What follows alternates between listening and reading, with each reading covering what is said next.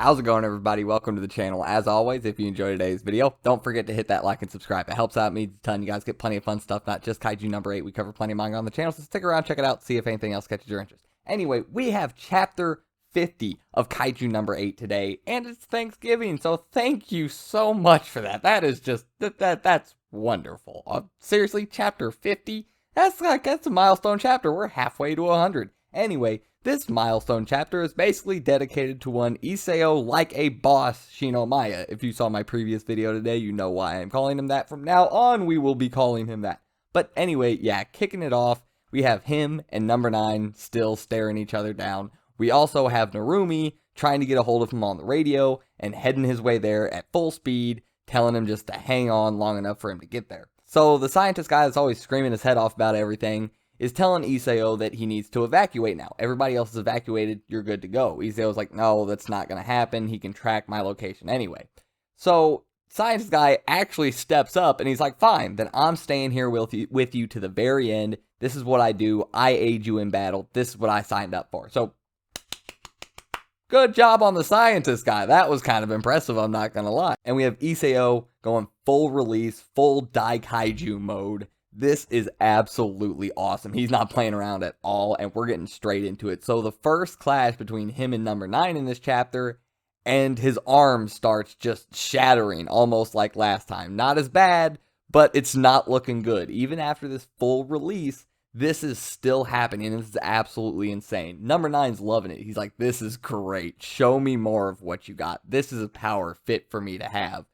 Isao, however, does not miss a beat. Continues to step forward, hits him with squadron-style combat technique number 4, Rising Blast, straight into number 1, Barrage Blast, and he is just going to town. He literally knocks number 9's entire head off, and number 9's still just loving it. Like, yes, show me more. So you have a headless number 9 and Isao with full release just going all out, throwing haymakers at each other, and this shit is intense. And we see Isao thinking to himself, and he's starting to realize, he's coming to the hard realization that he's grown weak.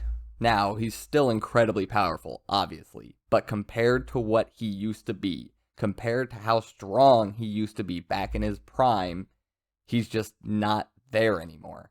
And this is just a horrible, horrible time to come to that realization, as Isao takes a huge shot to the gut and just starts getting laid into by number 9. And the scientist guy, he's starting to worry, but Isao tells him, don't worry, we're gonna beat him. So he tells him to route all of his power into his offense. If he goes on defense at this point, it's done for. Even for a second, he's gonna lose, he'll die. So he goes all out on offense, charging up to the absolute max. The guy's telling him, like, dude, you're not gonna be able to fight again after this. You might die, like this, you can't do this.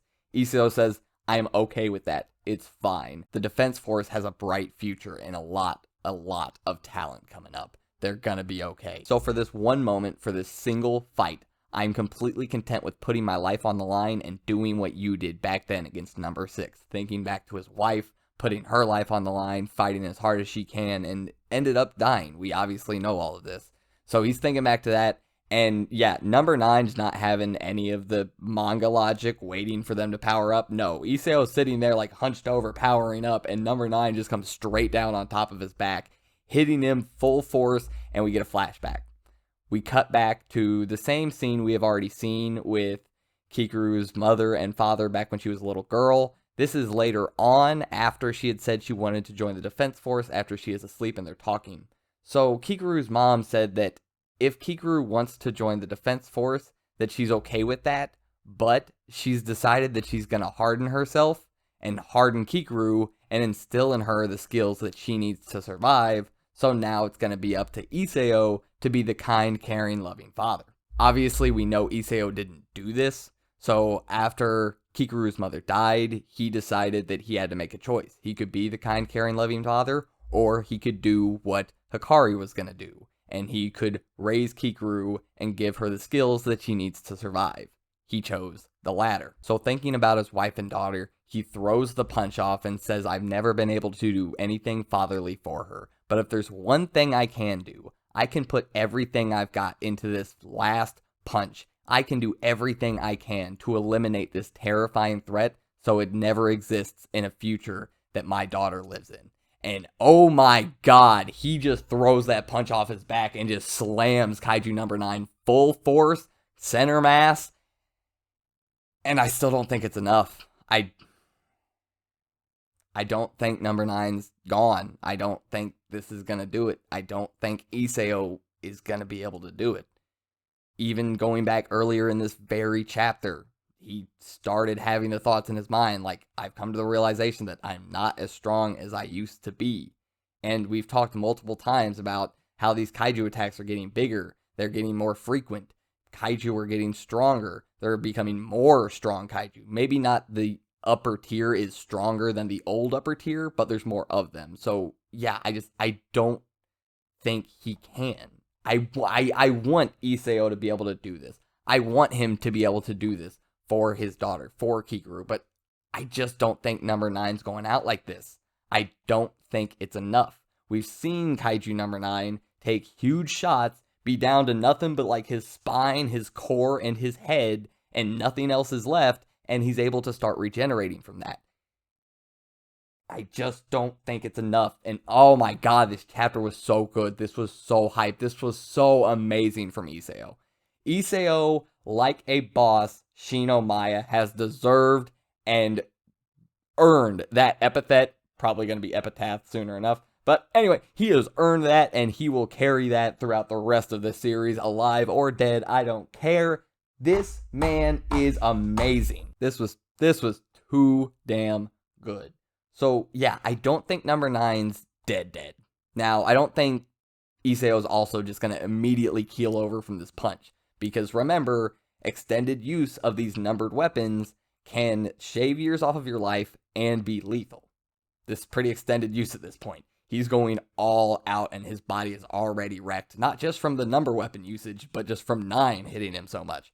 So yeah, I don't think he's just immediately going to keel over. So yeah, I don't know. But either way, I think Isao is going to keep fighting until he dies. I think the guys are going to show up. Narumi, Kafka, probably Kikuru going to get there at the last second. And I don't think they're going to get there soon enough. I think he's going to use up too much of his energy, shave off too many years of his life, and he's going to die.